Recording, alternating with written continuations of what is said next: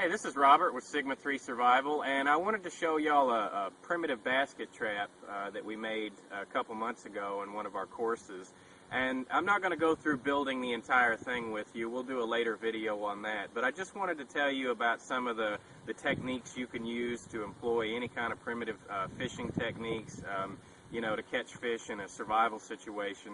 Now, this isn't necessarily a trick that you're going to use in a short-term survival situation. This is more of a longer-term primitive living situation if you're going to be out in the bush, for at a minimum a couple of weeks. And this could be something that you could use to put food on the table over and over again. It's highly effective, but it is specific about the size of game that you're going to catch. You're not going to catch any real large fish with a trap like this just because of how it's constructed. In the opening here, you'll see that the hole size is only probably 3 to 4 inches. And the reason that we do that is so that we can catch smaller fish, because you're a lot more likely to catch smaller fish than you are larger fish. And they're in a lot more quantity and abundance in most areas. So when I make my first hoop, and I made this out of grapevine, and we just tied it on with some modern cordage, but you could do it all primitively. It just takes longer. But this hoop's about anywhere from 3 to 6 inches wide in places, and when they come in like this, and they can squeeze through, but it's more difficult for them to get back out. And the main thing with trapping is that you're basically depending on the fish's own stupidity. And fish aren't the smartest creatures in the world, but they're probably the easiest thing that you can catch in any kind of survival or primitive living situation. Now, when you're constructing a trap like this, there's a few things that you need to know.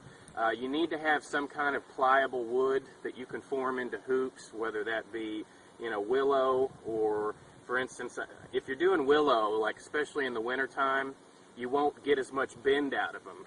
So you may have to red them in the water, toss them in the water for a couple days to let them soak up some moisture so that they're more pliable. And then you put them together, and then you tie a lashing all the way around it. And then you basically start building your trap based off 3 hoops. Now, there's 3 sizes of hoops. I'll have one small one that tapers here at the back, one medium-sized one, and one large one here at the opening. And when I'm constructing this trap, I want to go ahead and gather all my materials first, and then I'll put it together secondly, because you don't want to have to go back for more. Now, for a trap this size, which is about 4 feet tall, you're going to need 40 to 50, anywhere from 3.5 foot up to 5.5 foot long sticks.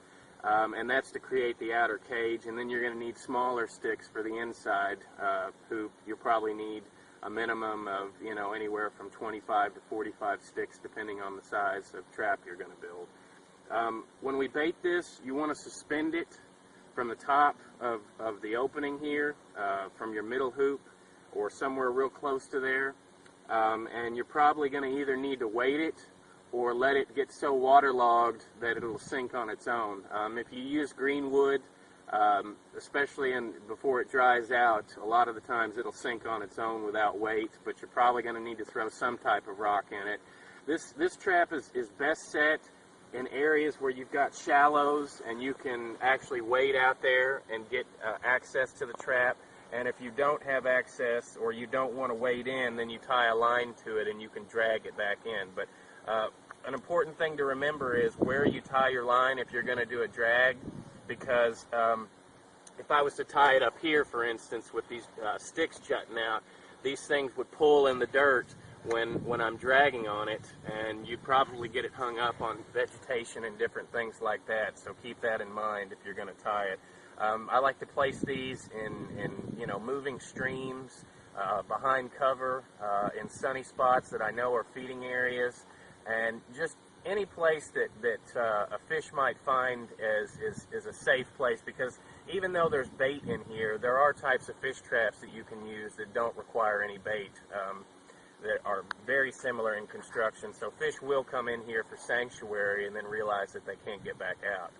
So just keep that in mind. But this is just another thing that you can throw in your survival tool bag, something I think that everybody ought to know how to do in case, shit ever does hit the proverbial fan. So if you got to feed your family and you've got a good body of water around, and you haven't got any kind of commercial traps, and this is a good trap that you can throw out, especially if you have some kind of canoe or way to wade it to deeper waters where there's more abundance of game. So just keep this in mind, and check us out on our website, and we appreciate y'all coming out, and we look forward to any future classes with you. Thanks.